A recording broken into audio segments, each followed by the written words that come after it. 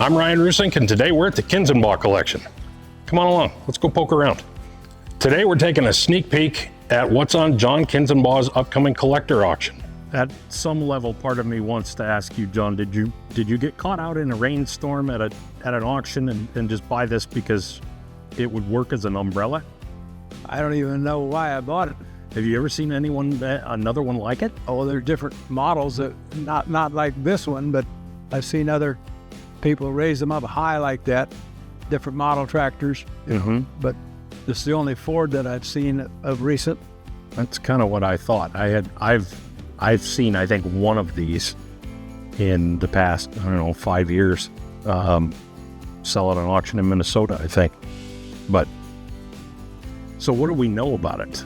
Gary, I think you've done just a little bit of homework on this. When it first came to us, I was curious about it, and looking at serial numbers and verifying and so forth, and I found a tag on there, W.F. Larson Company, and so then I did a Google search and see what I could find out about them, and they were custom fabrication done in Plainview, Texas. Started a company down there in 1967, and what they specifically said that they were used for was rainy tomato, and vineyards and corn.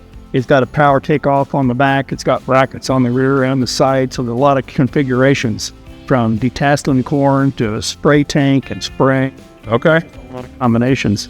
And it also said that he had built 3,000, approximately 3,000 of them. This is a model 6800. This is the serial numbers of 6824. Probably the 24th one built in 68. 3 years later, a guy named Walter House came to him. Because he had a manufacturing company down there. This guy had an idea for an amusement ride, carnival amusement ride called the Super Loop. Okay. And they worked, and he was Walter Larson was interested in him, and he was willing to diversify, and they worked on it for 2 years, and then they put out the Super Loop. This is kind of like a forerunner of what you see with some of the biggest roller coasters at some of the biggest theme parks. And this is on the auction, correct? That's correct, yeah. It'd make a nice parade piece for somebody. Very much so. You have somebody with a motorcycle running underneath. Whatever.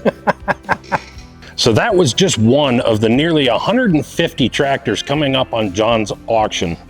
Stay tuned, we got more coming.